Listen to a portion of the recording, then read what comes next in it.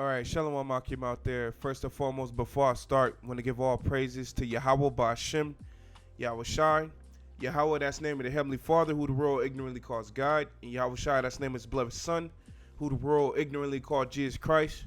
Double honor to the apostles, a great millstone over there in New York, starting with Apostle Tahar, Apostle Gabar, Apostle Ramlab, and Apostle Rakah on down, because they teach us the truth of the scriptures. You know, men that been doing the work of the Lord before a lot of us brethren who woke up since 2007 were born. You know, the apostles of great millstone, when you hear their stories about the old school, they survived a lot of negativity, all right, to hold the truth.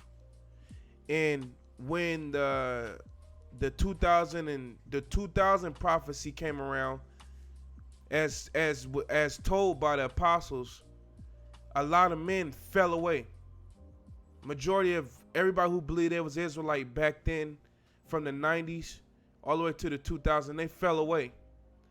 And you only had a certain amount of men who stuck around, and one of those, and some of them men was the apostles of great millstone you see today, and the elders under them, such as Elder Menatazak, Elder Tazadakba, Elder Sakaran, you know, Elder Ibad, Elder Inap, etc. The Springfield, Elder Ayathan. Them men stuck around and they held the truth of the scriptures. And when 2007 came about, the Great Awakening, that's when you got the camps that started to pop up all over the United States and all in the islands and all over there in the old world. You know what I'm saying? And these men, the apostles of great millstone, they still been doing what the Lord have ordained them to do, and they taught us the truth of the scriptures, man. And that's why they give us the lead, and we take the baton as being disciples under them, and we run and we search the scriptures out ourselves, and we break these things down correct, man. That's why we say great millstone have 100% truth. All right, so this lesson right here is going to be titled Understanding of the Parable of the Rich Man and Lazarus. And we got these breakdowns. We got the lead from the apostles of great millstone. Now, what sparked this lesson right here was I was checking out this video on this page called Martyrs of Yahweh Shai, the Parable of the Rich Man and Lazarus Part 1. Now, this video got 1,000 views on it. Close, 105 likes. But the guy's just being solid with you. He ain't breaking it down correct. All right, he explained that there's a hell. All right, which when you read the parable of the rich man and Lazarus, it explains in allegory speak or figurative of speak of using hell. It's not literally talking about the hell. There's no hell that you could go to. All right, now, the Martyrs of Yahweh Shai, that was the same. If you go to Apostle Gabar in the page, and you go to the GMS, the Las Vegas brother page, where two are gathered page, that was the same guys that was burning a yarmulke. And that's how it even started. I was searching out who's these guys burning this yarmulke. And it was the Martyrs of Yahweh Shai. So I was going through their videos and I seen this. I'm like, damn, why he not even breaking it down? So what I'm going to do, I'm finna go back into the scriptures and break it down correct, so you can have a solid, the real understanding of this parable, man. So when you jump to the book of Luke 16, this is where the parable is found. All right. Now, this parable is talking about between Jacob and Esau. That's what this parable is about, because the whole the dealing with the characters of the Bible, the main character and the bad guy. That's what this is basically is talking about, which is Jacob and Esau. You know, like this guy was explaining in his video. He said he was explaining light. He was explaining righteous versus the wicked. Well, Jacob and Esau, that's another way of saying Jacob and Esau. That's all this parable is about here. It's not talking about a hell. So I'm gonna break it down. I'm gonna break it down correctly here. This is Luke 16:19. It says, "There was a certain man which was clothed in purple and fine linen, and fared sumptuously every day." There was a certain rich man. That rich man is talking about the Edomites, the Edomite race, the Edomite lineage. When you jump to the book James, let me go to it real quick. When you jump to the book of James, chapter 5, it explains to you that Esau is also known as the rich man. This is James 5:1. It says, "Go to now, ye rich men, weep and howl for your miseries that shall come upon you. Your riches are corrupted, and your garments are moth-eaten. Your gold and silver is cankered, and the rust of them shall witness against you, and you shall eat your flesh as it were fire, and ye heap treasure, for ye have heaped treasure together for the last days." This is talking about Esau, specifically dealing with his higher up banking elites. All right, because that's the heads of Esau, the rich men. All right, so Esau is also known as that rich man. And it says he was clothed in purple. Now, purple and fine linen. Now, purple. If you have a Zondervan, I got one right to the right. I'm gonna read it, but I can't have it on the screen. But I got it right here in my hand. When you go to the Zondervan Bible Compact Bible Dictionary, you look up purple. Purple was a very royal color to have because of its because it was rare to get. Because that purple dye came from a mullux, which is basically a part of the clam family, the ocean creature. And to get that mullux, you have to go way down to the bottom of wherever it's found in the sea and get it.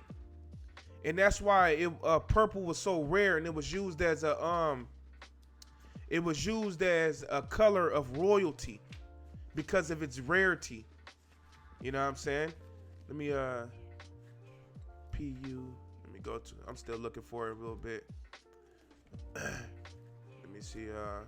Bear with me like 2 seconds of them. Matter of fact. Let me see. Purple, where you at? Purple. So where you at, man? All right, here we go, right here. All right, it says purple. It says purple. It says purple was a very costly dye extracted from a marine mullux tyrannulus, a marine mollusk from which the Phoenicians were able to manufacture the dye. A crushed gland gave out a milky fluid that turned purple or scarlet upon contact with the air. Because of its extreme costliness, it became a mark of distinction to wear a robe of purple. In latter times, ecclesiastical officials arrayed themselves in purple robes. In early times, royalty was so dressed. You see what I'm saying? So that's why it explained that he was in purple, because purple was a royal color, which Esau right now, guess what? He's still in his purple. He's still in his fine linen. He's ruling. Esau is that rich man ruling this very day. It says, and fared sumptuously every day. Them elites, you think them elites is eating GMOs? You think them elites are breathing in fucking chemtrails or drinking fluoridated water? You think them elites is gotta fucking budget their money? You know, these guys wake up and do wickedness all day, as it says in Micah 2:1. They don't work. They don't have to do shit. All right. They still faring sumptuously to this day. The Edomites. It says, and there was a certain beggar named Lazarus, which laid at the gate full of sores. Now, the reason why he was called Lazarus because it's a omen nomen. I'm gonna get both aspects of the omen nomen. Now, when you look up Lazarus, the actual English word Lazarus in the etymology, it explains to you. It says any poor or visible diseased person, one deformed and nauseously with filthy and pestilential diseases, right? Now, we represent that beggar, the Israelites. All right, Jacob. We represent that beggar because we're the one with the perpetual fucking disease and sores and broken down. And that's up in Isaiah chapter 1 verse 5. It says, why should you be stricken anymore? You will revolt more and more. The whole head is sick. We sick. And the whole heart is faint. All right. It says from the sole of the foot even onto the head, there was no soundness in it, but wounds and bruises and petrifying sores. They have not been closed, neither bounded up, neither mollified with ointment. You see? So Lazarus, the actual English definition of it means somebody with a disease, man. All right? A poor diseased person. Right? And that's exactly what the nation of Israel, that's what we are right now. We full of sores, you know, and we laying at Esau's gates. We're prisoners of wars over here, man. And Esau don't care two craps about us, right? Now, check it out. When you look up the actual word Lazarus, that was one aspect of the word, meaning that we are diseased, all right, poor and diseased. Now, when you look up the word, it actually Lazarus goes back to the Hebrew word Eleazar,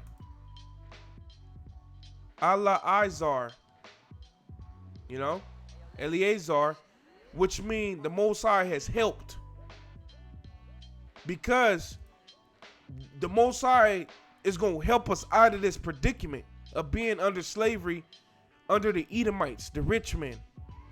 That's why the latter part of the name means the Most High helps. All right. All right. So that's what the name means, man. Izar, the Hebrew word Izar means help. You know? The Allah makes it God. Okay? God helps. You may have a brother in your camp called Izaria or Izar, which means help. So Lazarus means he's diseased. And when you go to the Hebrew, it means the Most High will help, because the Lord is going to be the one that's going to take us out of slavery. All right. It says, and desiring to be fed with the crumbs which fell from the rich man's table. Moreover, the dogs came and licked his sores. Now, when it says moreover, meaning the action continues, an adverb, it says the dogs is the other nations, came and licked their sores. That's the dogs are the other nations.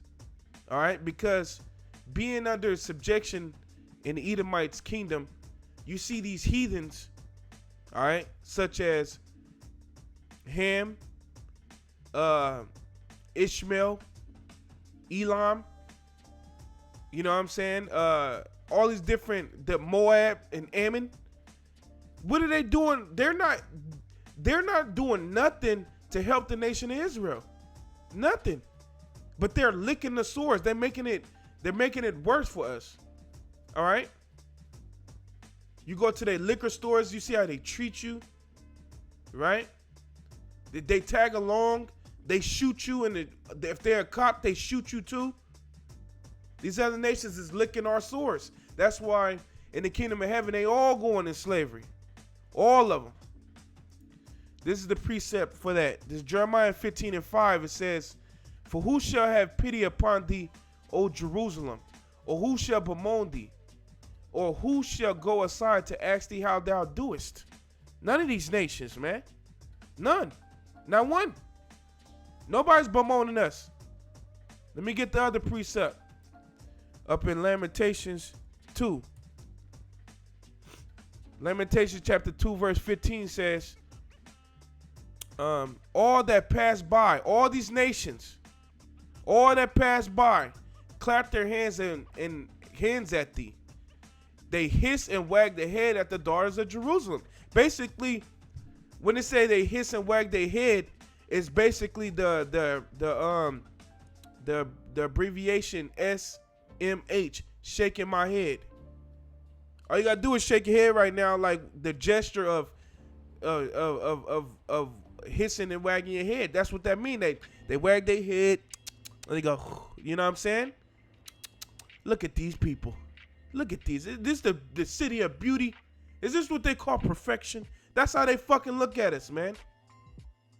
It says, sing. Is this a city that man called the perfection of beauty, the whole joy of the earth? You know what I'm saying? That's how the nations, they lick our sores. You know? It says, all thy enemies has opened their mouth against thee. They hiss and gnash their teeth. They say, we have swallowed her up. Certainly this is the day we look for. We have found it. We have seen it. Jumping back to Luke 16:21, that's what it says. The dogs came and licked their sores. These nations are making our captivity worse.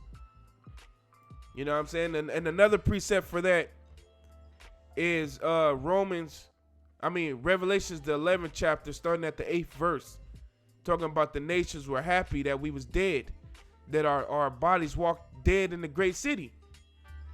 Okay? It says, and it came to pass that the beggar died and was carried by the angel to Abraham's bosom. Now, when the beggar died, and it says he was carried by the angel to Abraham's bosom, represent the beggar went to the kingdom. The Israelites are going to go to the kingdom. Remember that. Why is it called Abraham's bosom? Because the promise started in Genesis, the 12th chapter. Matter of fact, I gotta get it, man. I'm edifying right now. The promise was in Genesis, the 12th chapter. Okay? Genesis 12:1, it says, and now the Lord said unto Abram, which later got turned to Abraham, get thee out of thy country, from thy kindred, and from thy house, father's house, unto the land where I will show thee. And I will make thee a great nation, and will bless thee, and make thy name great, and thou shalt be blessed. And I will bless them that bless thee, and curse them that curse thee, and in thee shall all the families of the earth be blessed. So you can continue on further, right? The blessing was given to Abraham. The blessing started with giving it to Abraham of the kingdom. That's why the angels carried the beggar into Abraham's bosom. It was like a title that was put on it of the kingdom, Abraham's bosom, the kingdom, the promises. All right. After we get out of slavery, when we get out of slavery, we're going to the kingdom. It says the rich man also died and was buried. Now, when Esau ass died, when his kingdom is done, his resurrection is going to be what? It's going to be slavery. Don't we read that? That's Revelation 13:9-10. He that have an ear, let him hear. He that leadeth into captivity shall go into captivity. He that killeth with the sword must be killed with the sword. Here is the faith and the patience of the saints. It's pretty ironic that I understand that by heart. I understand that verse by heart. You know what I'm saying? I just quoted it by heart because here is the patience and the faith of the saints. Like I said, something that we want. And that's where Esau is going. And that's what this parable is speaking about here. It's not talking about somebody literally going to hell. So that group martyr in Yahushua need to. That's why I had the intro talking about the apostles of Great Millstone. They need to get under the right banner. You know what I'm saying? Instead of coming up with their own breakdowns, because it's not what it's talking about, and teaching man's soul. It says And in hell, he lifted up his eyes, being in torments, and seeing Abraham afar off and Lazarus in his bosom. Now, when it says hell, it ain't talking about the Greek mythology of Hades. It's not talking about that where you go to the nether realm, you know? And in the nether realms, according to the Greek mythology, Satan is not even the king of the nether realms. The dude name is Hades. You know what I'm saying? Which is another made up character. You know what I'm saying? It's, that Greek mythology is a bunch of crap. All right? And that was a good one right there, Jim. Let's look up Zechariah 1:15. I am very sore displeased with the heathen that are at ease. For I was but a little displeased, and they held forth the affliction. That's a solid precept to show the dogs licking up the sores. Okay, so it says, and in hell he lifted up his eyes. Let me look up hell right here. Let me see what we get here in the etymology. I knew they're going to talk about that Greek mythology, but I'm pretty sure they should say a bad condition, or let me see. You know what? Maybe not in the etymology, but if I look this word up, hell. Let me see. Let me see what they say. No, if they're not going to. I knew that. I know I would have to. Hell meaning just being brought down to a lower state, man. That's what it means, man. Everybody know that, man. You can search it out further.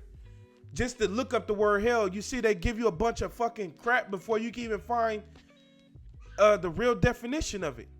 Which the word hell go back, when you go to the actual Hebrew of it, it goes back to Sha'awal, I believe the Hebrew word is, and it means the grave. You know what I'm saying? But in figuratively, because this is a figure of speech. This whole parable is a figures of speech, right? An analogy. The word hell in figure of speech term, meaning that you're going through some difficult shit. Like I'm catching hell right now. Like Jake say, man, we've been explaining that. That's pretty easy, right? It says, and in hell he lifted up his eyes. Esau is going to be in his bad place, which is slavery. It says, being in torments and seeing Abraham afar off and Lazarus in his bosom. So when we're in the kingdom of heaven, Esau's going to see us living it up. That's what that's talking about. He's going to see the Israelites in the kingdom. Because he's going to be in slavery in our kingdom. You know? And he's going to be in torments. Why? Because, let me read this. When you jump to Psalms 149, you jump to Psalms 149 and you start at verse 5. It says, let the saints be joyful in glory. The saints is the Israelites, the beggars. Let them sing aloud upon their beds. Let the high praises of the Most High be in their mouth and a two-edged sword in their hand. So in the kingdom of heaven, we're going to wake up in the kingdom, singing on your bed like the movie Coming to America. And you're going to be praising, you're going to be saying, Brakatah Yahweh, Brakatah Yahweh Shai. Kala Yahweh Shai as soon as you wake up with a two-edged sword right by your fucking bedstep. Your scepter. A literal scepter, a literal sword, or a little death instrument. And then it says to execute vengeance upon the heathen and punishments upon the people. To bind their kings with chains and their nobles with fetters of iron. To execute upon them the judgment written. This honor have all his saints. This honor have all the Israelites. We're going to wake up in the morning. We're going to have our scepter. And we're going to be executing judgment upon all these heathens. And then starting with the Edomites. That's why this guy's going to wake up. Esau is going to wake up in torments. Okay? That's right. Our tree's going to be singing and shit. God damn it.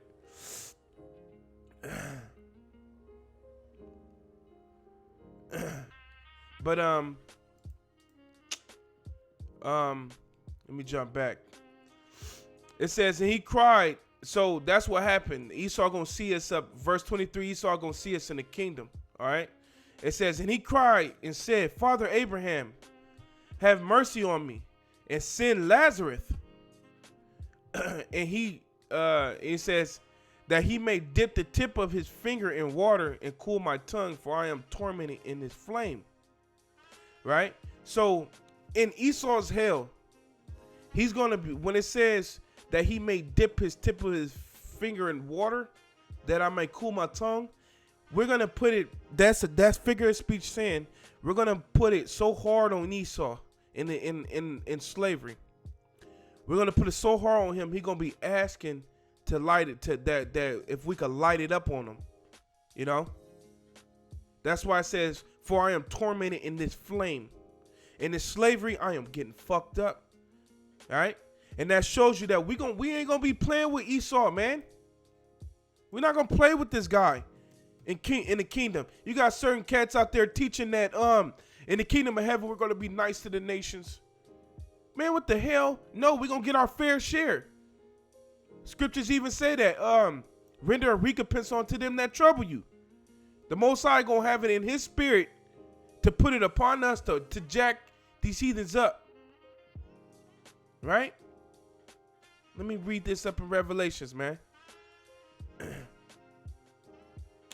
I know I'm not tripping, man.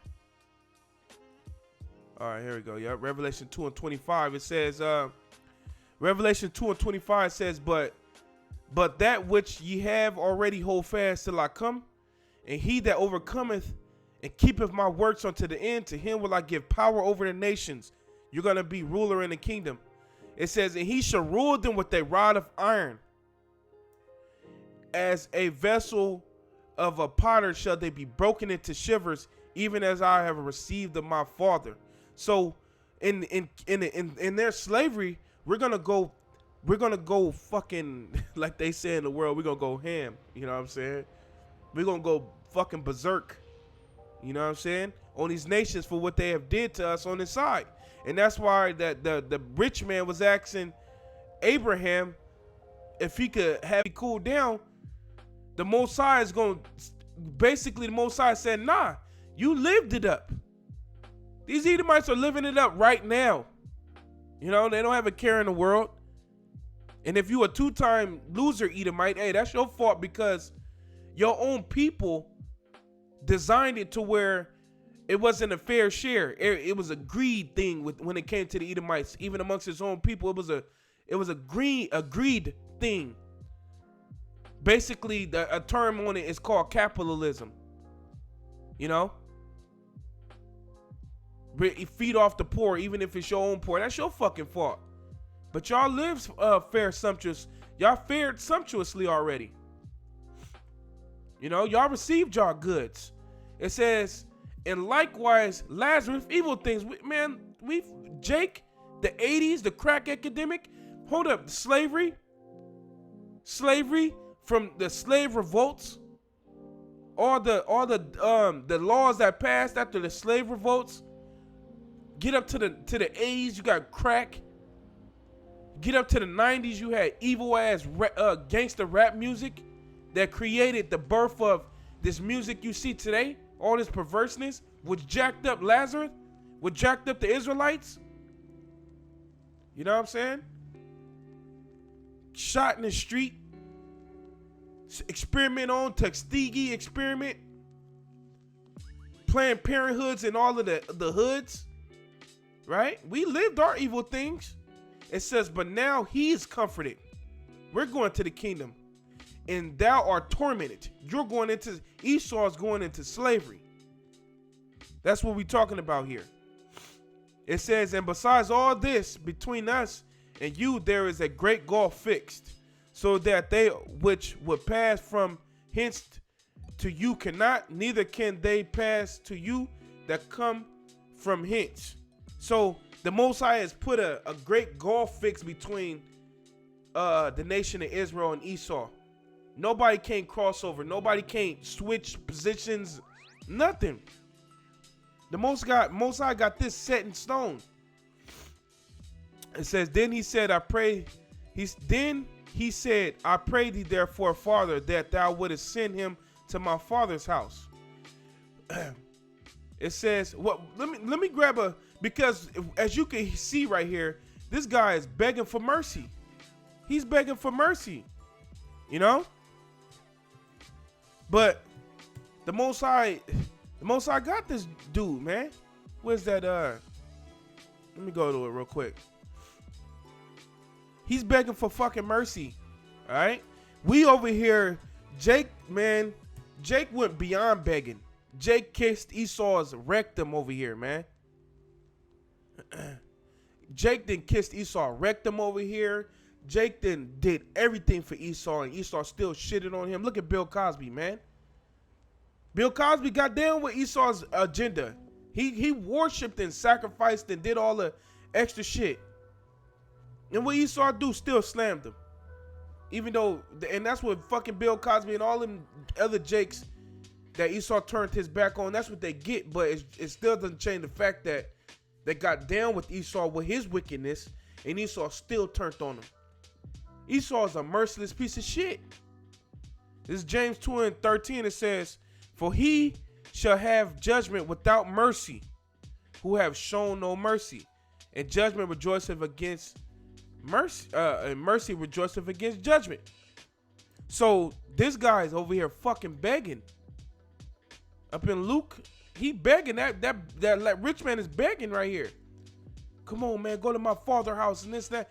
No, you ain't getting no mercy. That's what the parable gonna end off on. You ain't getting no mercy. Back in Luke 16:27 says, then he said, I pray thee therefore, Father, that thou wouldest send him to my father's house. For I have 5 brethren, that he may testify unto them, lest they also come into this place of torment. So the rich man is asking, look, man, just go back up, because this is all parabolic talk.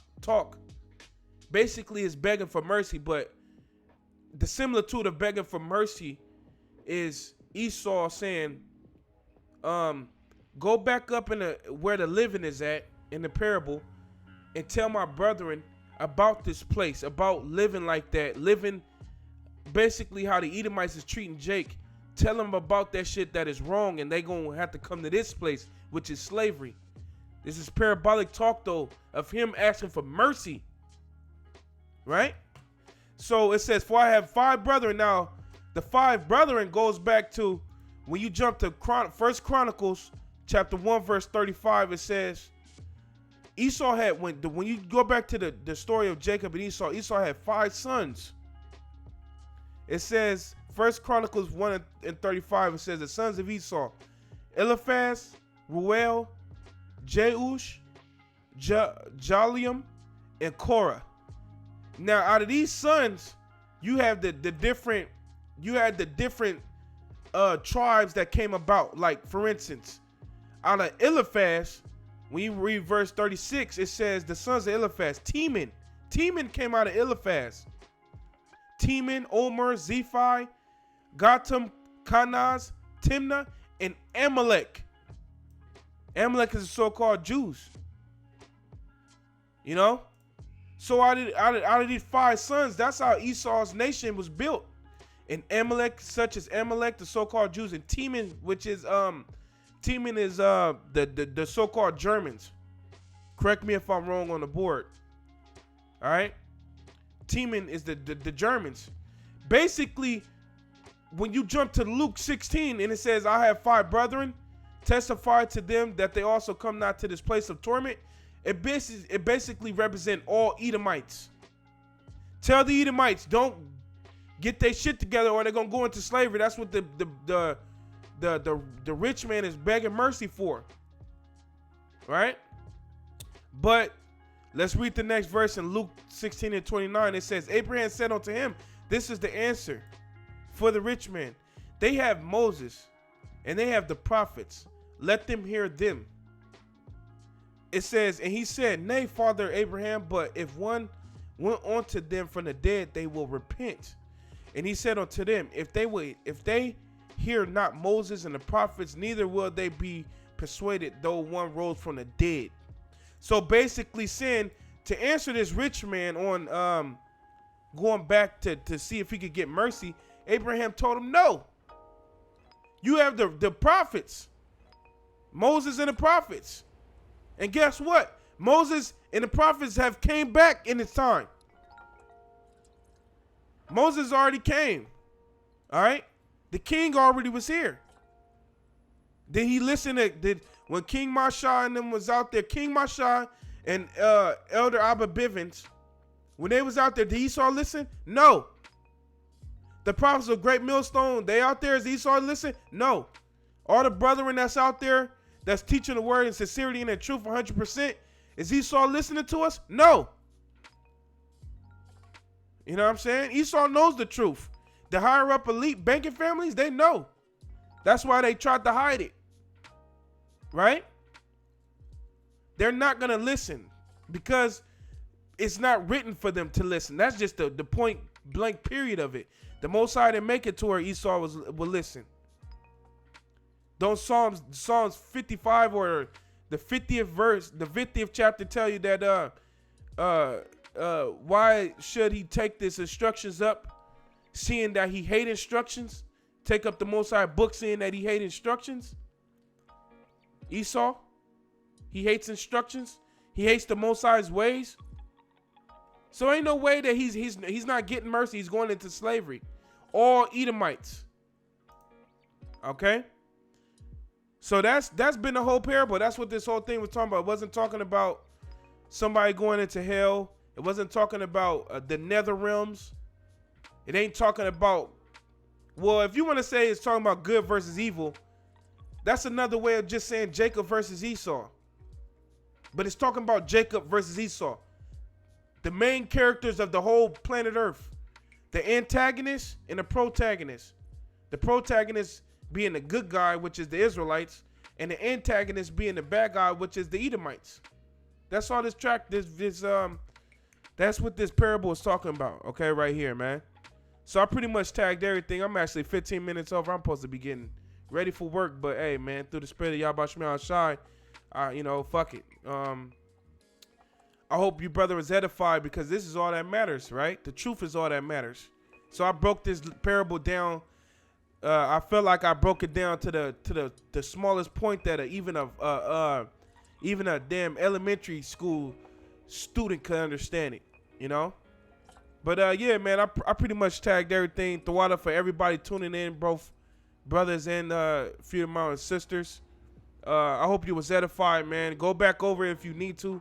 Take the notes. Get this parable down the most solid as you can, you know, so you could be able to break it down and go further if you can. Go deeper in whatever words I didn't look up, or so you could get even more solid understanding. But yeah, man, I basically broke down the whole parable. This has been understanding on the parable of the rich man and Lazarus, man. So with that, I'm gonna close it out. Say Barak Yahweh, Barak Shai, Barak Yahweh, Barak Shai, Shalom Akim Step, Shalom.